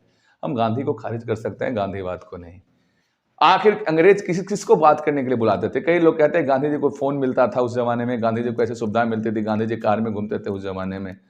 तो घूमेंगे ना, वो स्टेचर को डिजर्व करते थे, सादा जीवन अपने आप में जीते थे, तो अंग्रेज उनको कहते थे कि मिलने आओ, तो कार का प्रयोग तो करेंगे ना, जल्दी पहुंचना है। तो अब तुम ये बोलो कि गांधी जी को तैर के समुद्र में जाना चाहिए था। गांधी जी डिजर्व करते थे उन चीजों का उपभोग। हालांकि इतना ज्यादा डिजर्विंग व्यक्ति अगर शादी से जी रहा है तो एप्रिसिएबल था। हालांकि गांधी जी के हाथ कुछ लगा नहीं, राउंड टेबल कॉन्फ्रेंस में गांधी जी को कुछ मिला नहीं। उल्टा गांधी जी आपका खाली हाथ आने के बाद बोले थे कि हालांकि मैं कुछ लेकर नहीं आ रहा हूं, बट झंडा हमने झुकने नहीं दिया। मुंबई में उतरते ही सबसे पहले आज से यही पूछा था पत्रकार, मुंह में माइक उस समय डालने लग गए थे, हेलो गांधी जी आपको क्या मिला, बोले कुछ नहीं मिला, लेकिन हमने देश का झंडा नीचे झुकने नहीं दिया। ये स्टेटमेंट था गांधी जी का। गांधी जी फिर से आंदोलन शुरू करते हैं, सबने अवज्ञा आंदोलन, बोलो फिर आंदोलन खेलते हैं और गांधी जी को फिर से गिरफ्तार किया जाता है। और इस आंदोलन चलता है। तब तक द्वितीय गोलमेज सम्मेलन में क्या हो जाता है, तृतीय गोलमेज सम्मेलन में एक डिसीजन किया जाता है, उसको बोलते हैं कॉमनल पंचाट। रैमजे मैकडोनाल्ड का क्या होता है, कॉमनल पंचाट, जिसमें कि SC ST के लिए अलग से निर्वाचन क्षेत्र, मतलब पृथक निर्वाचन क्षेत्र का विस्तार कब होता है, आपका तृतीय गोलमेज सम्मेलन के बाद के कम्युनिस्ट पंचाट में। गांधी जी इसमें जेल में रहते हैं, उनको घरा धक्का लगा, बोले कि अरे क्या करवाए अम्बेडकर जी, इसके खिलाफ तो हम भूख हड़ताल करेंगे। जबरदस्त भूख हड़ताल करते हैं। पंडित मदन मोहन मालवीय, तेज प्रताप सप्रू, पंडित मदन मोहन मालवीय, तेज प्रताप सप्रू इत्यादि के दबाव में आकर के गांधी जी और अंबेडकर एक साथ बैठने को तैयार होते हैं। और उस पैक्ट को क्या बोलते हैं, पूना पैक्ट। पूना पैक्ट में तय होता है कि जितनी सीटें आपको दी गई हैं पृथक निर्वाचन क्षेत्र से, उसके हम डबल सीट देंगे, लेकिन किसी भी प्रकार से दलित भाइयों को हिंदू धर्म से अलग मानते हुए और पृथक निर्वाचन क्षेत्र हम स्वीकार नहीं करेंगे। गांधी जी उसी के बाद हरिजन सेवक संघ की स्थापना करते हैं और गांधी जी उसके बाद अपना लगभग संपूर्ण जीवन हरिजन उत्थान में ही लगा देते हैं, वृद्धा आश्रम बना लेते हैं उसके बाद, है ना। और पूरा जीवन हरिजन सेवक संघ का अध्यक्ष कौन थे, नहीं राजस्थान से घनश्याम दास बिरला। हरिजन सेवक संघ का अध्यक्ष गांधी जी खुद नहीं बने, उन्होंने बना करके। और शेड्यूल्ड कास्ट फेडरेशन का अध्यक्ष किसको बना दिया था, घनश्याम दास बिरला। गांधी जी के दत्तक पुत्र किसको कहते थे, जमनालाल बजाज को फाइनेंसर थे गांधी जी के, हर आंदोलन में पैसा लगाते थे। घनश्याम दास बिरला वो दलित चेहरा थे, खुद भी वो दलित हैं, बिरला परिवार वाले, वो चेहरा थे तो दलित के मसीहा के रूप में। हालांकि उन्होंने क्या बोला, वो तो वो क्या कहते हैं, वणिया परिवार से थे, लेकिन उन्होंने बोला कि हम भी दलित हैं, तो मानद दलित बोलोगे उनको। दलितों के साथ जाना उठना बैठना, तो उनको दलित घोषित कर दिया था। गांधी जी के बहकावा में आके नहीं बोलना चाहिए, गांधी जी के प्रेरणास्पद। हालांकि ऐसा लगा हमें कि बहकावा ही बोल दो, कि बहका दिया। अच्छा खासा जीवन चल रहा था बिरला जी का, और उनको नीचे जमीन में बिठाए खिलाने के लिए। क्या करिश्मेटिक पर्सनालिटी रहा होगा, तुम कभी सोचते नहीं हो। अच्छा खासा भैया राजवाड़ा का जीवन जी रहा है। जमनालाल बजाज को क्या पड़ी थी गांधी जी के साथ होने का, ठीक ठाक बिजनेस चल रहा था, फॉरेन जाते मजे करते, बढ़िया व्यापार करते। बट गांधी जी में कुछ तो करिश्मेटिक गुण रहा होगा जो किसी को इतना ज़्यादा इन्फ्लुएंस कर पाते थे। अब यही समझ में नहीं आ रहा, इसलिए गांधीवाद एक रिसर्च का विषय है। आज भी दुनिया के बड़े बड़े विश्वविद्यालयों में गांधीवादी पर रिसर्च चल ही रहा है ना। तो हम कहाँ तक पहुंच चुके हैं, 3 गोलमेज सम्मेलन, 30, 31, 32, गांधी इरविन समझौता 5 मार्च 1931, और फिर आपका पुणे पैक्ट 1932, 24 तारीख, 24 सितंबर, अक्टूबर, नवंबर, दिसंबर, कौन सा, 24 सितंबर 1932। कई पुस्तकों में 26 लिखा होता है, कई पुस्तक कहते हैं कि 24 को मीटिंग हुआ था, लेकिन सिग्नेचर 26 को हुआ था। ये सब उतना ही बकवास है जितना बकवास आम जो मीम्स में होता है। 24 को ही मानिएगा, अधिकांश पुस्तक क्या मान रहा है, 24, NCERT 24। तो ये तारीखें तुम्हें याद हो जाएंगी। अब आगे बढ़िए, तुमसे पूछा जाएगा कि भैया ये सब किसके दौर में हो रहा है, इरविन समझौता किसके दौर में हो रहा है, इरविन के समय में। इरविन का कार्यकाल कब से कब तक है, 1931। और पुणे पैक्ट किसके समय में हुआ है, बेलिंगटन के समय में। पुणे पैक्ट किसके समय में हुआ है, बेलिंगटन के समय में हुआ है, ध्यान रखिएगा। कॉमनल पंचायत किसके समय में आया था, बेलिंगटन के समय में आया था। और आपका 1935 का भारत शासन अधिनियम किसके समय में आया था, बेलिंगटन के समय में आया था। और बेलिंगटन एकमात्र व्यक्ति है जो कांग्रेस के अधिवेशन में 1915 में पार्टिसिपेट किया था। और इस अधिवेशन की अध्यक्षता सत्येंद्र प्रसाद सिन्हा ने किया था। अब ध्यान रखें, 1935 के भारत शासन अधिनियम के तहत क्या होता है, चुनाव होता है। 1935 के भारत शासन अधिनियम के तहत चुनाव होता है। ध्यान रखिएगा कि इसी के समय आपका देखिएगा कुछ ध्यान रखने वाली बात है। वो ध्यान रखने वाली बात यह है कि असहयोग आंदोलन के समय एनी बेसेंट भी समर्थन में नहीं थे, इसके जिन्ना समर्थन में नहीं थे। वो चाहते नहीं थे कि अभी कोई आंदोलन हो। तो पूछा जाता है जिन्ना किस आंदोलन के समर्थन में थे जो गांधी ने किया था, असहयोग आंदोलन। जिन्ना बाद में कांग्रेस से अलग हो जाता है, वो कांग्रेस के हिस्से में थे, हिस्से में तो कांग्रेस पार्टी के सदस्य के रूप में। ये सब कुछ ऐसी बातें हैं जो आपको ध्यान रखना चाहिए। अब देखेंगे आप यहाँ से हिंदुस्तान सोशलिस्ट रिपब्लिकन एसोसिएशन देख लिया, हिंदुस्तान एसोसिएशन देख लिया आपने, और क्या देख लिया उस दौर में, काकोरी ट्रेन एक्शन देख लिया आपने, भगत सिंह के द्वारा किए गए 2 खतरनाक एक्शन आपने देख लिए, साइमन कमीशन को आपने समझ लिया। साइमन कमीशन एक ऐसा था तो व्हाइट मैन कमीशन था। फिर आप लोगों ने ये देख लिया कि 1928 के दरमियान किसको गोली मार दिया जाता है, लाला लाजपत राय के लाठी चलाने वाले सैंडर्स को। 1929 में एक और जबरदस्त काम होता है, भूख हड़ताल तो कौन करते हैं, बाघा जतीन, और कौन मार देते हैं जाकर के असेंबली में बम, भगत सिंह और बुटकेश्वर दत्त। कहते हैं कि बहरों को सुनाने के लिए धमाका जरूरी था। ध्यान रखिएगा, विट्ठल भाई पटेल कौन थे, उस समय अध्यक्ष थे। कौन अध्यक्ष था उस समय जब बम फेंका गया था? विट्ठल भाई पटेल। क्यों हताहत नहीं हुआ था? पूर्ण स्वराज का मांग कहां किया गया था? तो आपको ध्यान ही होगा, रावी नदी के तट पर 1929 में। ये सब साल कितना इंपॉर्टेंट है। 1930 में 24 दिन का यात्रा 79 समर्थकों के साथ पूरा किसने किया था? गांधी जी ने। और उसके बाद क्या हुआ था? 5 मार्च 1931 को गांधी अरविंद समझौता हुआ था। 1931 के सरदार वल्लभ भाई पटेल की अध्यक्षता में गठित कमेटी ने मौलिक अधिकार का मांग किया था। आपको ध्यान रखना चाहिए। दूसरे गोलमेज सम्मेलन में गांधी जी गए परंतु खाली हाथ लौटे थे। तीसरे गोलमेज सम्मेलन में गांधी जी नहीं गए। तीनों गोलमेज सम्मेलन के समय प्रधानमंत्री एमजे मैकडोनाल्ड थे। और कौन गया तीनों गोलमेज सम्मेलनों के समय? अंबेडकर साहब तीनों गोलमेज सम्मेलन में पार्टिसिपेट किए थे। फिर पुनः सविनय अवज्ञा आंदोलन शुरू किया जाता है, लेकिन दिक्कत यह रहता है कि इन्हीं बीच 23 मार्च 1931 को राजगुरु भगत सिंह सुखदेव को फांसी की सजा दे दिया जाता है। बहुत हद तक याद रखने वाली बात है कि देश में उस समय फिर से माहौल बहुत ज्यादा गर्मा जाता है। कांग्रेस का अधिवेशन हो रहा होता है 1931 में, कराची वाला इसीलिए याद दिलाया था। पटेल साहब, गांधी जी सबको काला झंडा दिखाया जाता है और बहुत जबरदस्त विरोध का सामना करना पड़ता है। काला वहां तक पहुंचना मुश्किल हो गया था, कराची तक लोगों को। देश में इतना विरोध था उस समय कांग्रेस के प्रति और इतनी सहानुभूति थी किसके प्रति? भगत सिंह, राजगुरु और सुखदेव के प्रति सहानुभूति थी। चलो, इस दौर से देश धीरे धीरे निकलना शुरू होता है। सुभाष चंद्र बोस नामक एक यूथ ब्रिगेड का नेता फिर से सीन में वापस आते हैं। सुभाष चंद्र बोस, वो भी आईसीएस किलर किया हुआ व्यक्ति। इससे पहले आईसीएस किलर किया हुआ व्यक्ति एक और कौन आते हैं? सत्येंद्र नाथ टैगोर। उसके बाद आईसीएस किलर किया हुआ व्यक्ति एक और कौन आते हैं? हाँ, सचिन सन्याल नहीं, सीआर दास नहीं, नहीं। 1876 के आसपास का जो एसोसिएशन बनाते हैं आनंद मोहन के साथ मिलकर के, बहुत फेमस नाम रहता है वो एसोसिएशन का, इसमें वर्णन भी तुमको मिलेगा। सुरेंद्र नाथ बनर्जी, नरेंद्र नाथ बनर्जी। तो ये 3 व्यक्तियों का नाम आता है। आईसीएस में सबसे पहले व्यक्ति कौन थे? सत्येंद्र नाथ टैगोर। और उसके बाद दूसरा व्यक्ति जो नौकरी छोड़ के आए थे सुरेंद्र नाथ बनर्जी थे। और सत्येंद्र ये सुभाष चंद्र बोस, ऐसे तीसरे व्यक्ति थे। ये याद रखिएगा। तो ये खैर इतना मायने नहीं रखता है, नौकरी छोड़ के आए, हालांकि पेपर में आ जाता है कि नौकरी छोड़ के कौन। क्या आया था क्वेश्चन में? बिल्कुल, सुभाष चंद्र बोस का घटनाक्रम में इसलिए प्रसंगवश ला रहा हूं कि सुभाष चंद्र बोस सब सीन में धीरे धीरे आना शुरू करेंगे। अब आगे जाइएगा, आप देखिएगा यहां से कि 1939 में महात्मा गांधी द्वारा प्रस्तावित पट्टाभी सीतारमैया नामक प्रत्याशी को हरा करके चुनाव कौन जीत जाते हैं? सुभाष चंद्र बोस। और फिर 1940 में कार्यकारिणी के मतभेद को लेकर के आपका इनको क्या होना पड़ता है?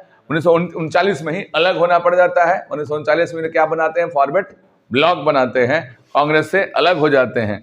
आप ध्यान दीजिएगा, इसी 1940 में क्या होता है? उधम सिंह ने किसका मर्डर कर दिया? माइकल ओडायर का। तो कुछ मर्डर वाले लिस्ट याद करो। 1908 में किंग्सफोर्ड, देखो सबसे पहले मर्डर वाले लिस्ट में आपको क्या होना चाहिए कि भैया रेन एंड अरेस्ट का मर्डर होता है। उसके बाद मूल रूप से आपको 1909 का 2 मर्डर याद रखो। कौन सा?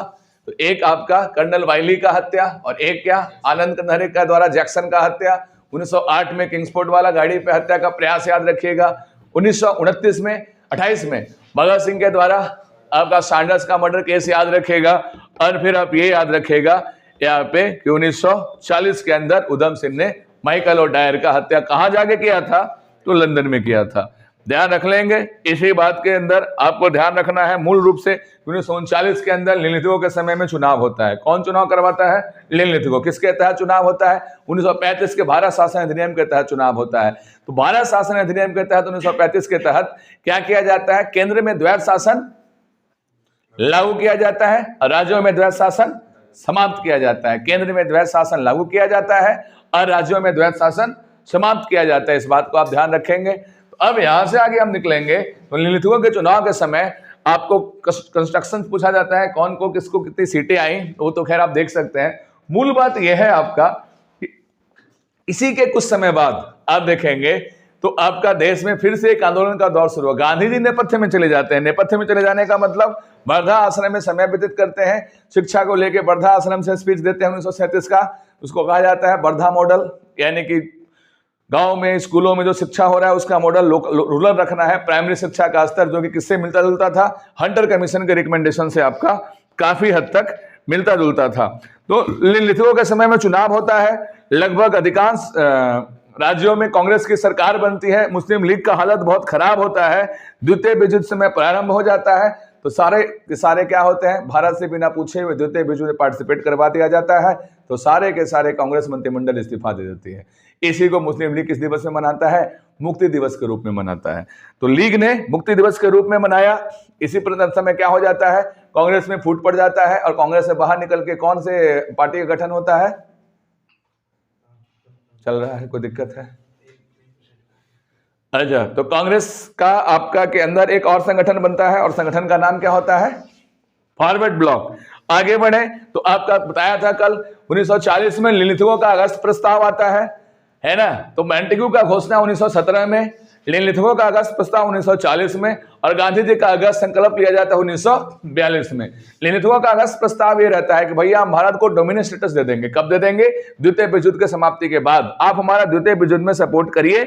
इसी के बाद 1942 में क्रिप्स मिशन का भारत आना होगा। क्रिप्स मिशन के समय भारत का वायसराय कौन था, तो आप उत्तर करेंगे लिथुओ। क्रिप्स मिशन के समय भारत का वायसराय कौन, लिथुओ। बाद में आपका कैबिनेट मिशन के समय भारत का वायसराय कौन होगा, बेबल। कैबिनेट मिशन का प्लान लेके बेबल आएगा और भारत सरकार का भारत की आजादी के समय वायसराय कौन होना है, बेटन का होना है ना। इससे पहले कि ये खुद ही ऑफ हो जाए, इसको ऑफ ही कर दो, चार्ज में लगा दो।